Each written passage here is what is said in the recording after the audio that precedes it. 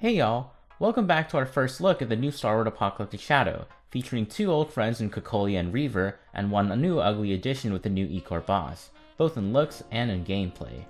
As always, feel free to use the timestamps below to skip to whatever sections you need. Let's just get straight into things. Starting with the stage-wide buffs, we have a baseline 25% vulnerability for all ultimates, and a 15% vulnerability for all elation damage. You can kinda tell just from the numbers which archetype is being prioritized, and which one is being sidelined. Though of course there is the funny fox girl who fits into both anyways. Upon breaking the boss, the entire team gets advanced to 0 action value, as if they were receiving a Robin ult, in order of being closest to furthest from taking their turn. If the character breaks on their turn, then they will always take their turn immediately after, with the rest of the turn order working as normal. Additionally, an extra aha instant will occur with a fixed 10 punchline, which is helpful for finishing off a broken boss, but doesn't accomplish much in the way of mechanics due to the low punchline count. Most notably, Silverwolf 999 doesn't gain any bonus hidden MMR due to the punchline amount being below the 20 minimum threshold, and both Sparksy and Evanescia with their Eidolons benefit the most, since they benefit from any sort of aha instance regardless of punchline count. As for selectable buffs, starting with Ichor, Comic Relief makes every attack that deals elation damage also come with a non-stackable 15% vulnerability debuff for 2 turns. While 15% vuln doesn't sound like much, the real utility of this blessing comes with turning every attack into a debuff, which against an Ichor boss adds a fixed 15 toughness to every single hit. Very useful for breaking efficiently. For elation teams, both Yao Guang and the bonus aha instant upon break help a lot with maintaining elation damage with 100% uptime. The second buff is a bit more damage focused, offering 75% crit damage for 2 turns if your character can inflict a debuff already. Note that breaking also counts as a debuff, meaning that while the ideal way to use this is as Mortonac's Blade, you can still technically trigger it with any generic DPS given proper timing. Good old Morty definitely makes it a lot easier though. And the third buff is a 10% vulnerability for all break damage, along with a 15% speed buff for 2 turns upon breaking the enemy. Pretty small amount all things considered, since break teams naturally come with a bit of vulnerability anyways, but any amp and speed boost is always helpful. Naturally, the biggest winners are those with a good balance of single target and AoE balance, including Acheron, whose debuff heavy playstyle gets double rewarded here. Evanescia, who gets to tap into that debuff spam playstyle with Comic Relief if she wants to, and Mortonac's Blade, who can either sub-DPS or be the carry himself here. Other archetypes like Break can also work, but the AoE and single target configuration of this stage is a bit awkward for Firefly's Blast unit. Link should DPS anyone? And while Anaxa is solid here, his ceiling performances are quite reliant on going sustainless, which this stage in particular makes very difficult. Nevertheless, with Danhung PT being the best sustain here, he should still have no problem with the usual Cyrene Ceretra core. DOT can also spam lots of debuffs in a pinch if your other teams are busy, and I guess technically a Glide can work since her Steam Stitch inflicted on all her personal attacks counts as a debuff too. Going over the enemies, we have Ichor itself with a respectable 7.3 million HP, as well as a staggering 960 toughness. It actually starts off by hiding behind a wave of summons, who you can see on the right, which must all be killed in order for the boss itself to pop out. Considering how these mobs have between 880,000 to 1.65 million HP, and how the Centaur Elite loves to spam counterattacks, that's certainly no easy feat either. The weaker variant of the Pheasants with 330,000 HP are the Pheasants summoned by the Ichor boss itself, unfortunately. The spiky HP wall at the beginning of each phase is here to stay. Naturally, with this being Ichor, it's still a high sustain check, with shielders like Danhung PT being the strongest in the vacuum, but due to the prevalence of Mortonac's Blade, you might find yourself wanting a healer instead. As mentioned before, a good mix of AoE and single target with debuff spam is ideal, with Blade, Yao Guang, and the Dahlia spamming debuffs and also happening to be the best free supports for enabling their respective archetypes versus this stage. Luckily, compared to its MOC version, the overall damage from Ichor's Big Guillotine has been lowered slightly, so the pressure to sustain is a bit lower compared to MOC, especially with the initial 5 enemy wave having built-in corrosion to refund some of your damage taken. Speaking of which, here's a layout for said wave, with the weakest pheasants on the outside, the slightly stronger canines closer to the middle, and the winged serpent elite dead center. They all deal up to 20% more damage and have 20% damage reduction based on the number of enemies alive, with each dead enemy reducing that number by 4% for both stats. Additionally, they start with 48 stacks, and for every time they get to act, this stack count is reduced by 1. You'll want to kill them as fast as possible, since for every stack remaining when the wave is dead, the Ichor boss that appears afterwards will lose an extra 10 toughness per stack, making the theoretical bonus toughness limit for 80, or half of Ichor's toughness gone, but more realistically between 35 to 40 stacks at max, or 350 to 400 toughness subtracted, especially since the Center Elite acts right away with 2 actions, and each of its counters immediately upon receiving an attack also counts as another action. Kinda sucks that you're essentially punished twice for taking too long in this phase though. Strangely, when these enemies die, they don't just disappear either. They'll remain in this weird semi-invulnerable death state, which luckily doesn't absorb additional damage from stuff like bounces, but does still take up space, meaning that your blast DPS could potentially run into some targeting issues if you kill the middle canines too fast. Also, apparently these mobs don't actually count as dead until after all 5 of them have been decommissioned, meaning that Silverwolf 999 can't kill early with her enhanced basic to extend her buffs by a turn, nor can Ashfield use his ult on a weak enemy and have his follow-ups transferred to a different one, like it normally does. Bit of a yikes. Breaking down what each of these mobs do, the Elite starts off with a simple blast attack, then charges and essentially gains 5 counter or whirl stacks. Upon each hit received, it will retaliate with a weak AoE counter that converts 50% of unshield damage received into corrosion, meaning that if you're running a blast or single target character, there are actual decision points to be made as to whether you should hit it for another counter, or save out for a big burst attack and try to kill it in one go. Or you could just try to break it and remove all its whirl that way.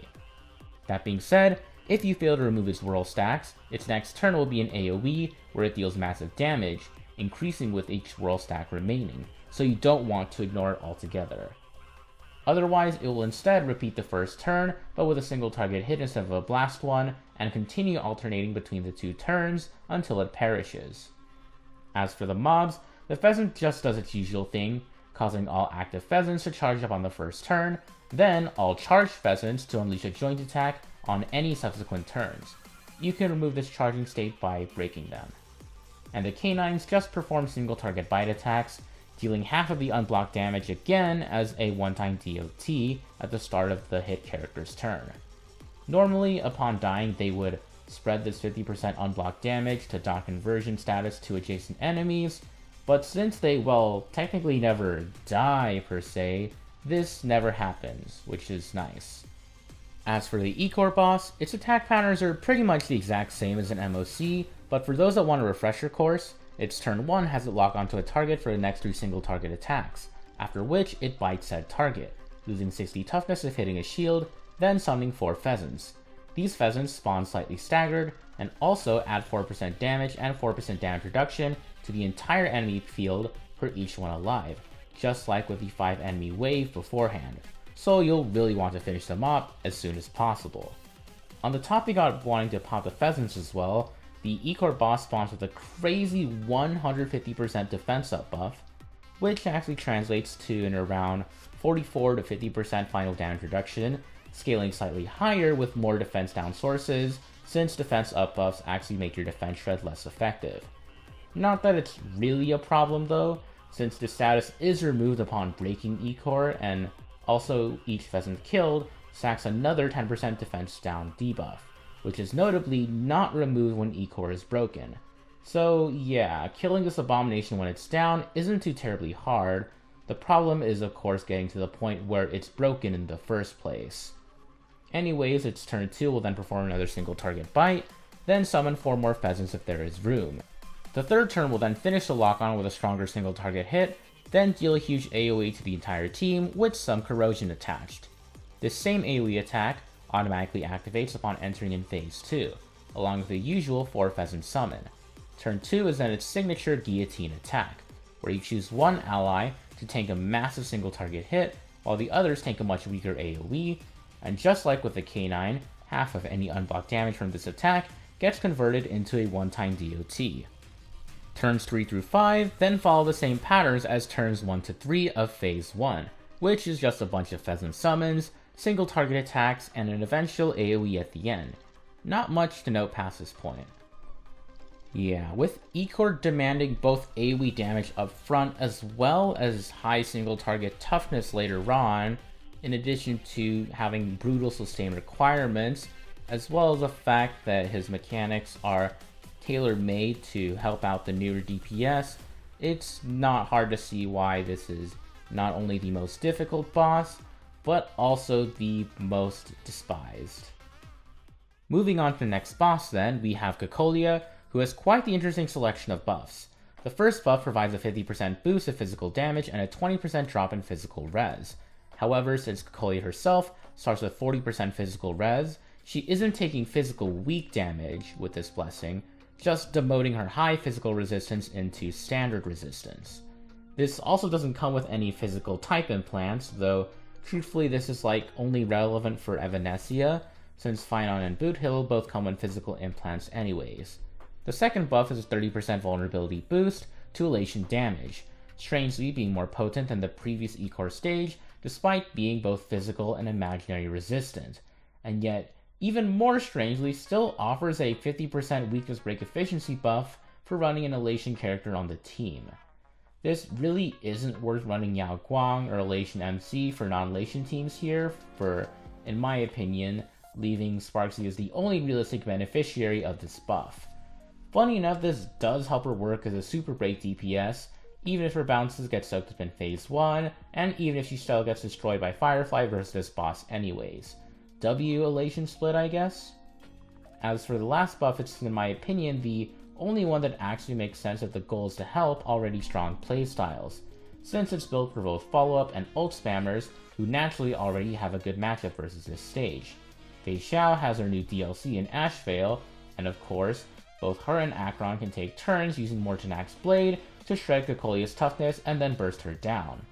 Even if Cocolia's HP has inflated by a crazy amount, that break bar is still as weak as ever, letting these older DPS continue to thrive or potentially even win harder with their new DLC. Of course, the biggest winners from these buffs are none other than the Last Dance Queen herself, Sparksy for finally getting an elation buff specifically tailored to help her alone, and Boothill through process of elimination and these buffs being weird. Not that Firefly needs the help, traditional break just absolutely destroys this stage, along with any good single target units like Anaxa, Archer, and the previously mentioned follow-up squad. I'm counting Akron as a pseudo follow-up unit here for those that are curious, by the way.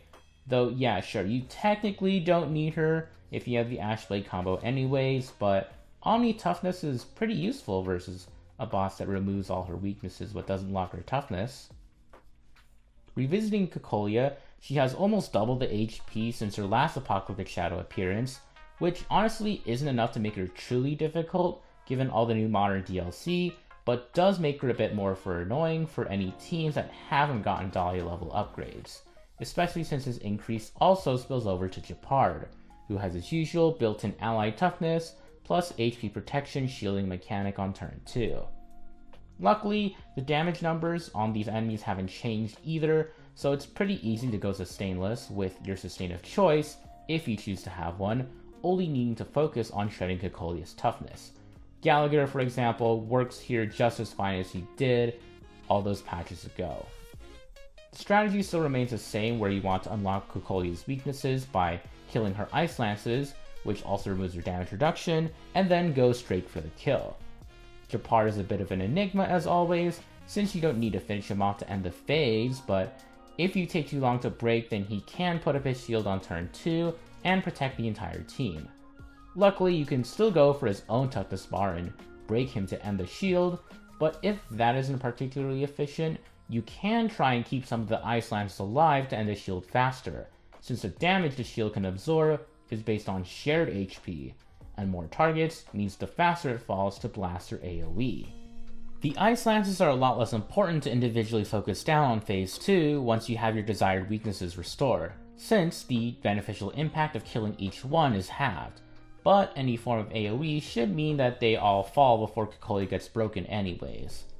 You do also get the neat upside, like in Phase 1, of weakening Cocolia's multi-hit attacks by removing more lances, so perhaps they might be worth removing anyways, more so for the defensive benefit than the offensive one. Or, just keep them around for more AoE hit energy too, that also works. Anyways, Cocolia's turn 1, which is 80% advance and thus usually lets her act well before the rest of the team, has her remove her weaknesses and distribute them onto the Ice Lances she summons. This is then followed up by a single target hit, repeated once for every Ice Lance on the field for a total of 3 attacks in a row. Note that these multi-hit attacks will not hit the same character more than once.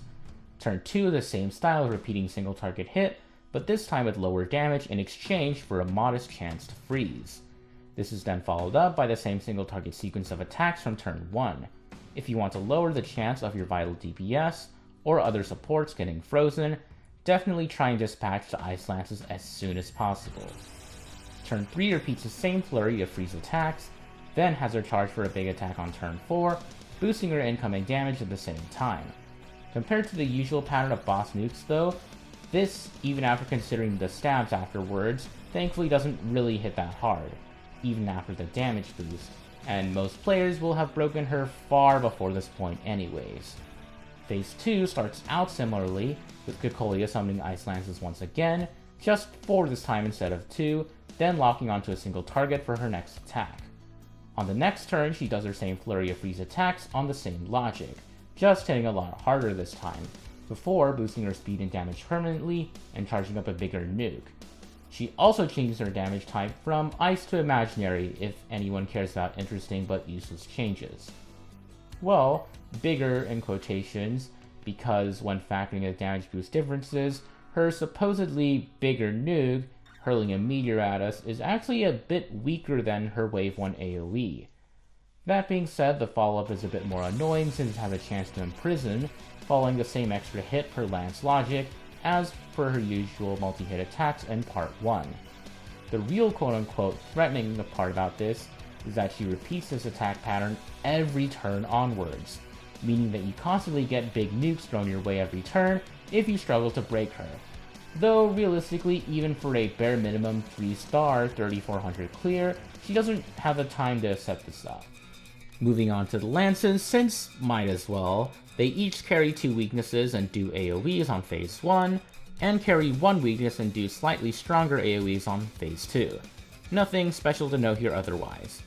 Gepard hasn't changed at all either, really, delivering a hard-hitting single target blow, followed by a slightly weaker punch on turn 1. That same punch is followed up by setting up a collective shield on turn 2 that locks everyone's HP and everyone else's toughnesses, which you can break by either dealing half of Gepard's max HP as sheer damage or just by breaking Gepard directly. Turn 3, if he somehow lives long enough to see it, has him engage a counter stance, delivering his hard-hitting single target to anyone who hits him, and then follows up that stance with that same single target blow right after. Yeah, pretty simple, but he still does hit respectably hard, especially when compared to Cocolia. Yeah, out of the 3, she's definitely by far the easiest, both because she still operates by the same mechanics that were around since Apocalyptic Shadow started, and still maintains that ever low toughness value, making it easy to just brute force her with any modern team nowadays. Now finally, onto our supposed Starward addition, but in reality being the longest await since its last boss rerun in 3.4 out of the 3, we have the good old Flame Reaver of Doomsday led Astray.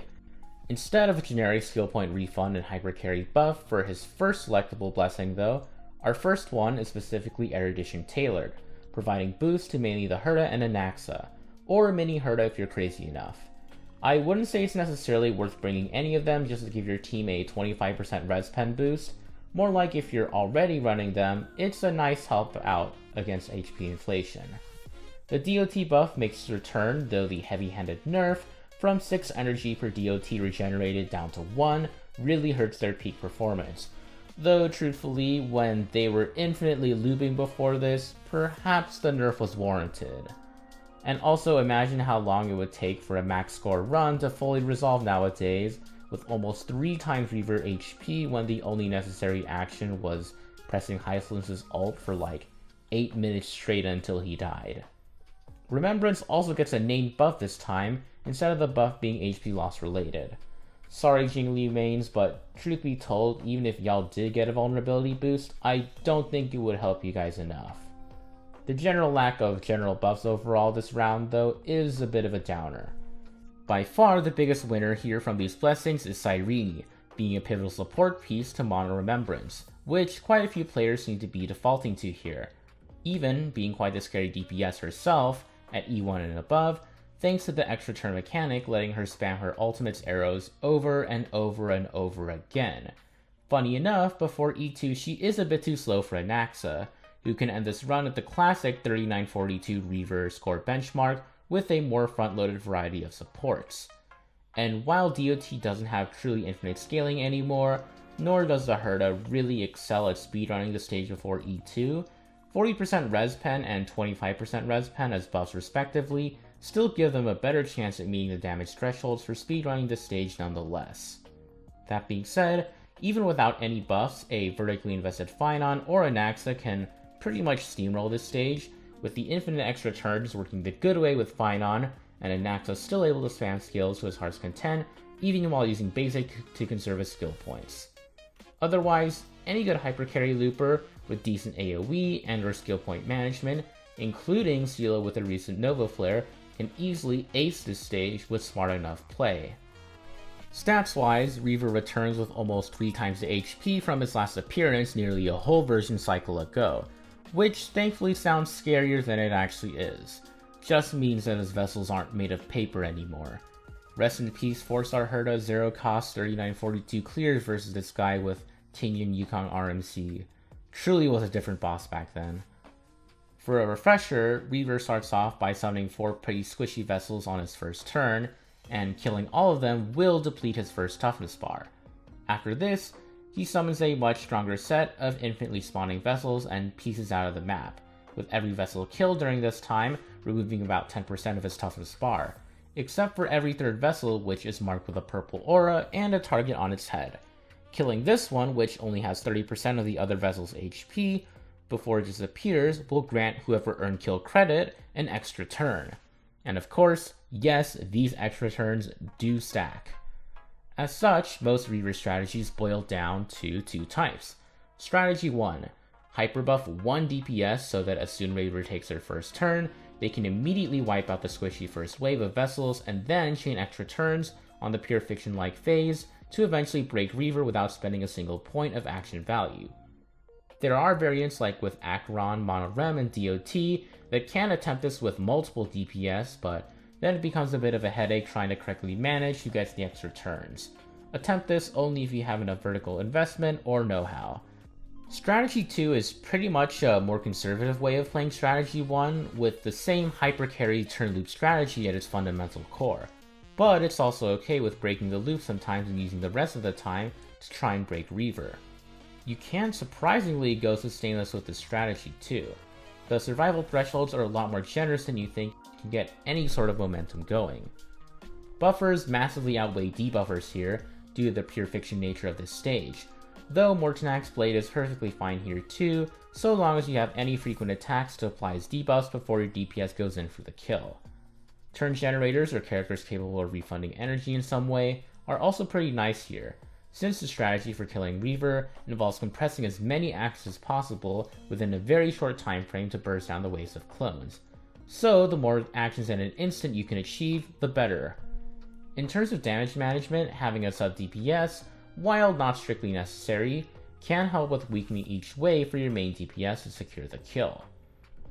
Also, a word of caution, while it is important to chain kills on complete vessels for more extra turns, don't waste any overkill damage on them. Focus your big nuke attacks instead for the much bulkier regular vessels, since those things have over 3 times the HP, and you have to kill them in order to reduce Reaver's toughness anyways. Focusing entirely on the easy targets will very quickly result in making barely any progress. Getting into Reaver's attack patterns, before entering the Shackle Shatter state, where he infinitely spawns his vessels and complete vessels, he very much acts like his MOC counterpart, performing a blast attack that summons 2 vessels on turn 1, then an AoE that summons 2 more, and also provides some refundable healing via corrosion. Keep in mind that these are the weak, sub 200,000 HP vessels you're expected to take out basically immediately. As such, you probably won't see anything beyond this point, but at the very worst, turn 2 of Reavers will have the vessels copy a much weaker version of the move they were summoned with, starting with the inside vessels mimicking Reaver's blast attack with him before being absorbed. Turn 3 should not be visible unless you're sandbagging this stage with a sub 3300 score clear, but it has the outside vessels mimicking Reaver's AoE for those curious. This attack pattern holds for both phases 1 and 2, by the way. There is no difference across phases you need to worry about. Anyway, the condition for leaving this turn loop is to break Reaver's first toughness bar, which can be done by only killing the 4 vessels he summons, but can also potentially take less vessel kills, depending on how much direct toughness damage you can deal to Reaver himself. Once that first toughness bar drops though, Reaver immediately advances, with his next turn initiating the pure fiction-like Shackle Shatter state.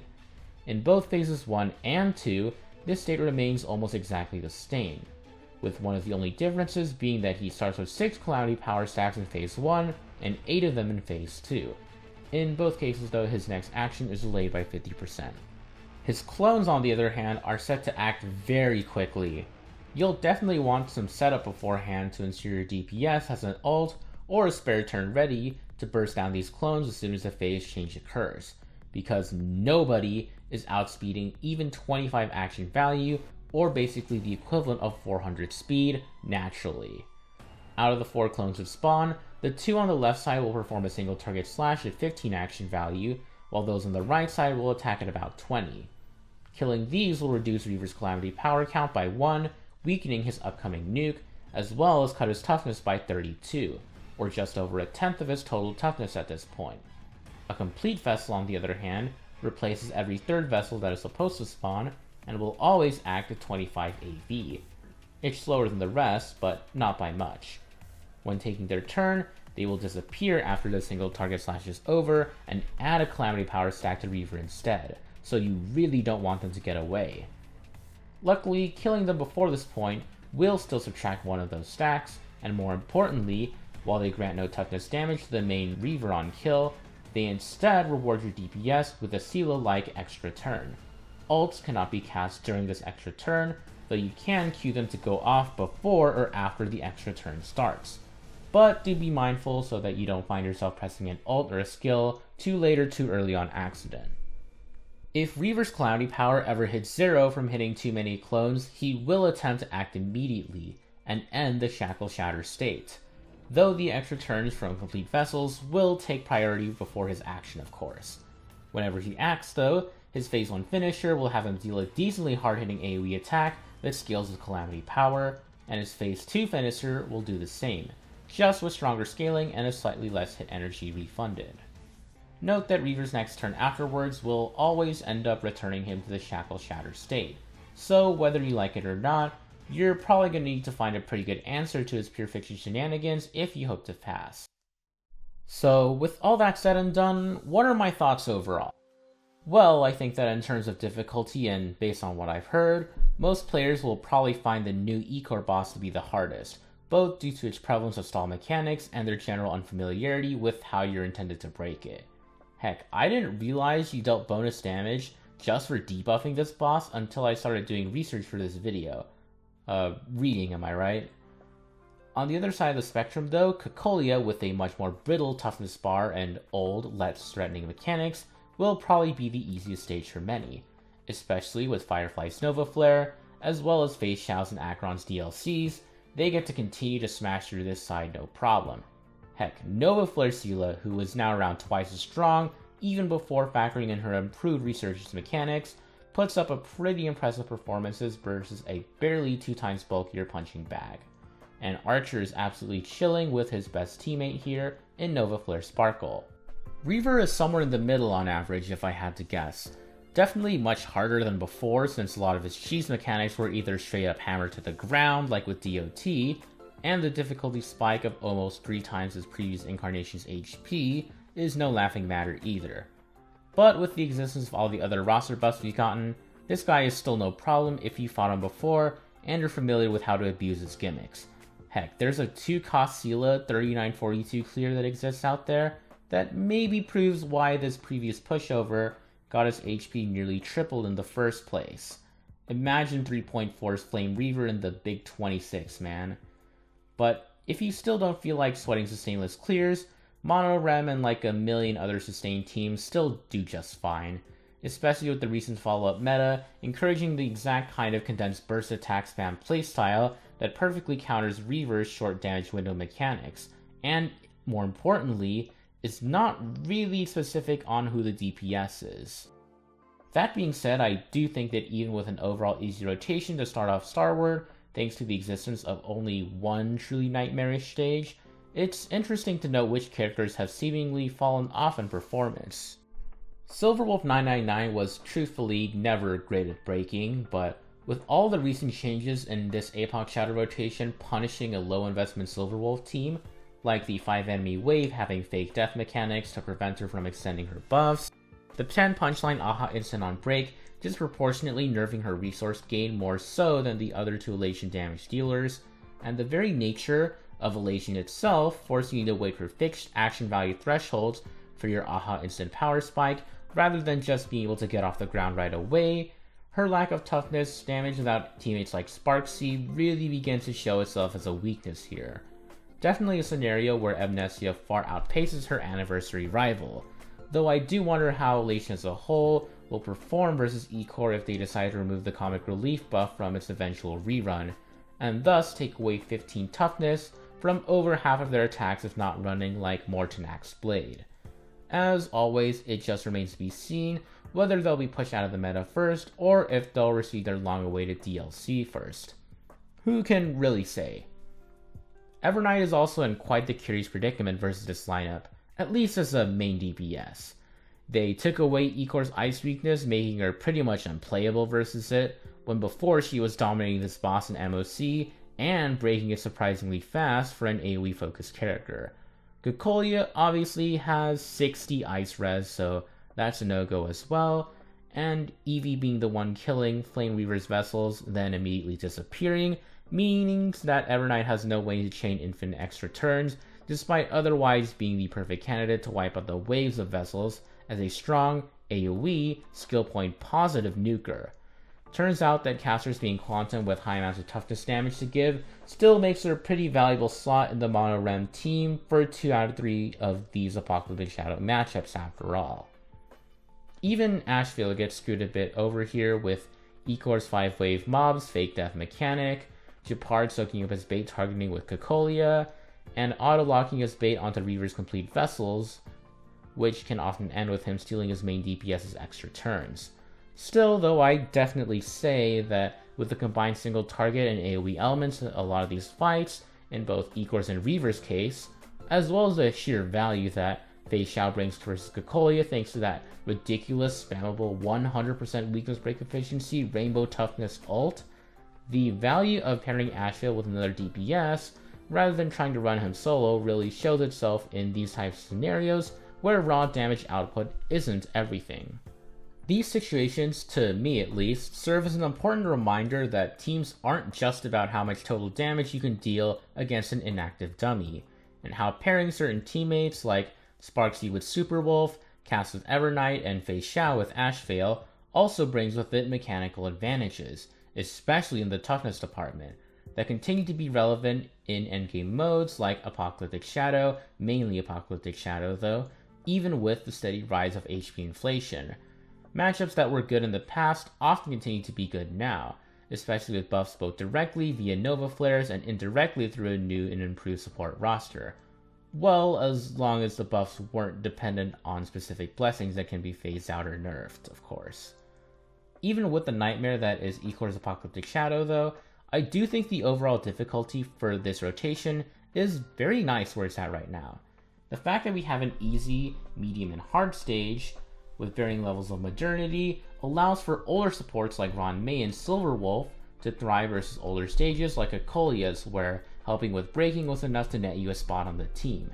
So long as Starward's Apocalyptic Shadow doesn't accelerate into current Anomaly Arbitration Knights levels of difficulty, which should hopefully not be anytime soon, given how each side gets 4.5 cycles to clear with full stars versus Knight's 2 cycle requirement, and as long as this game mode allows for older supports and playstyles to have some time in the spotlight, even if only versus the easier stages and requiring some new DLC to stay afloat, I'm actually kind of excited to see how future rotations look like and what kind of team innovation is required to consistently hit full stars. Granted, it definitely does feel like the usual new game mode generosity, and I am fully prepared for it to only get harder from here, for better or for worse. As for the future of true zero cycling this game mode, aka hitting 3850 score or higher on each stage for a minimum total of 11,550, well, let's just say I'm very, very heavily pessimistic. Let's be real though, I think the upcoming Starward Pure Fiction is going to feel a lot worse than this trial lineup, no matter what your goal is.